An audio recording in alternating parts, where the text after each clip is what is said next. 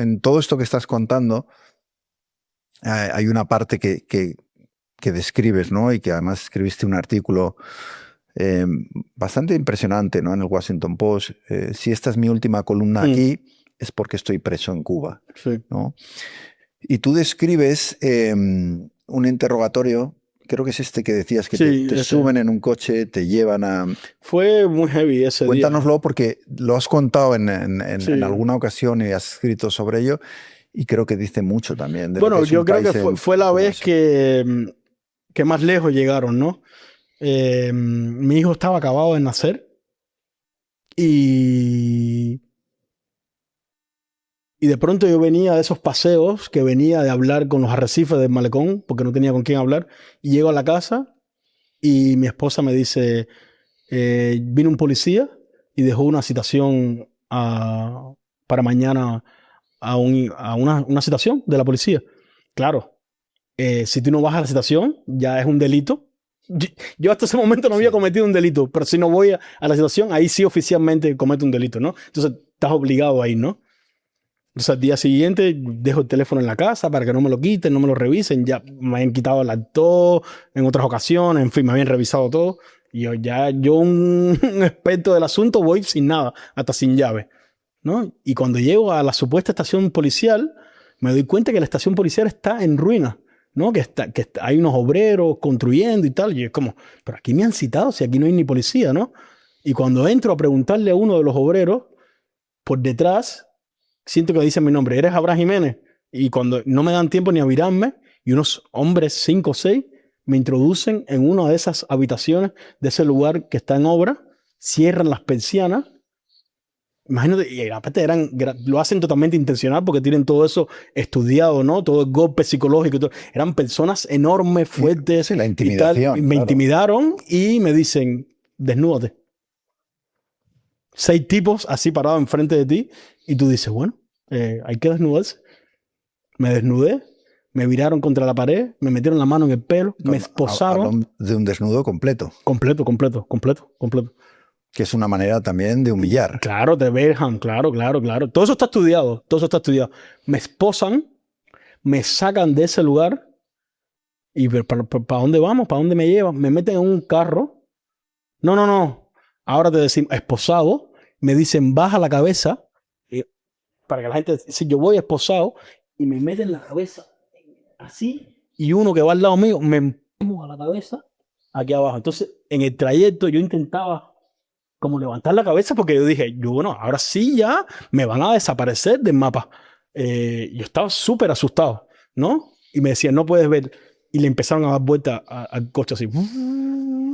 Y paraban, me decían, ¿estás bien? Como para ver mi reacción, ¿no? A ver si yo vomitaba, si tenía miedo. Y le volvían a dar vuelta así como en pero... y luego me llevan al cabo de los 20 minutos, que para mí fue eterno.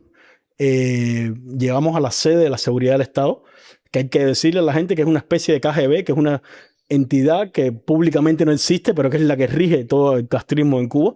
Y allí, donde hay prisiones y tal, me meten en un calabozo y ahí me interrogan.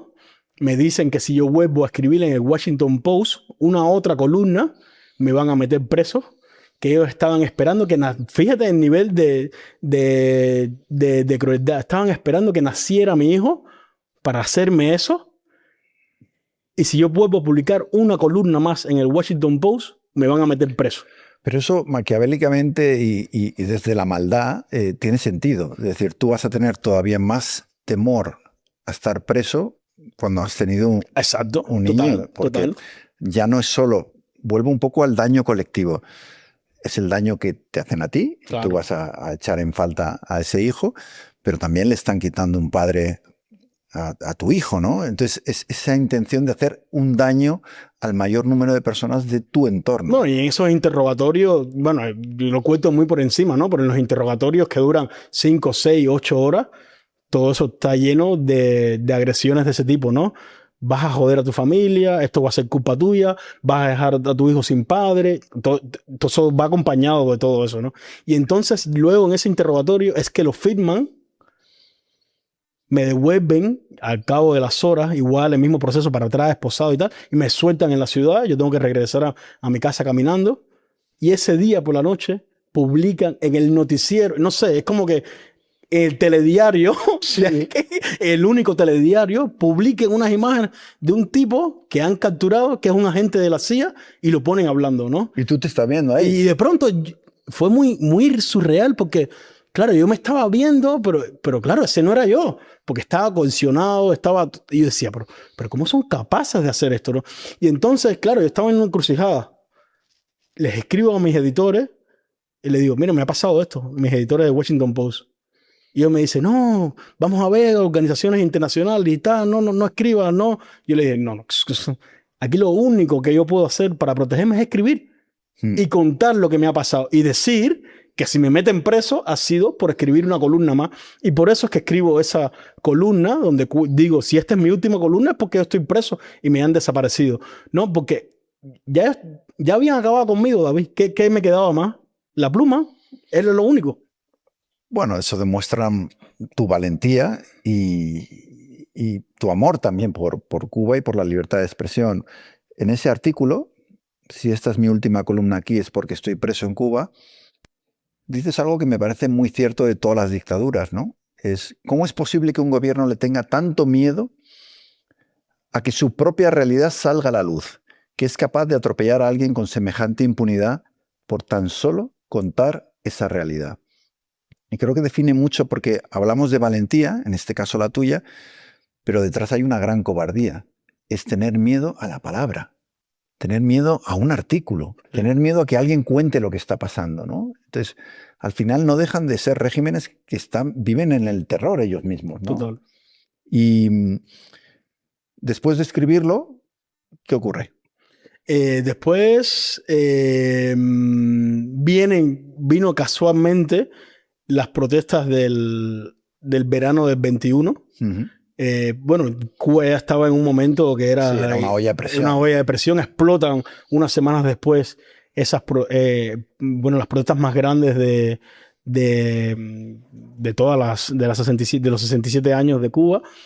En casi todos los lugares del país el pueblo se tiró a las calles y el gobierno reprime esas protestas. Más de 1.000 presos políticos, más de 50 menores de edad, y cambian ahí la estrategia, ¿no? Ellos hasta ese momento tenían la estrategia de la olla de presión, dejar a todos los opositores, los periodistas, los artistas dentro de Cuba, no lo dejaban salir. Ellos le llaman a eso regulados migratorios, que es un grupo que, bueno, por ejemplo, esa era otra de las medidas de presión, que era que yo no tenía pasaporte, no me dejaban viajar, y entonces vivía en una especie de prisión política en Cuba junto con otro montón de gente. Yo nunca había salido de Cuba porque no me dejaban salir de Cuba. Yo no tenía ni pasaporte, no me dejaban tener pasaporte. Entonces ellos empiezan a echar a todo el mundo. A los que no capturaron en las protestas, que fueron más de 1.000, los empiezan a echar, ¿no? Decirle, ¿tú quieres seguir aquí? Bueno, cárcel o fuera, cárcel o fuera. Y así se fueron toda mi generación hasta que me llegó mi turno. Me llamaron por teléfono un día, muy surreal. Yo estaba en mi casa y una llamada de un número desconocido. Y cuando oigo y me dicen, pasaporte o cárcel. Y yo, ¿pero quién tú eres? ¿Qué estás hablando? Es que pasaporte o cárcel. Y claro, por supuesto, pasaporte. Y por eso es que estoy aquí hoy sentado.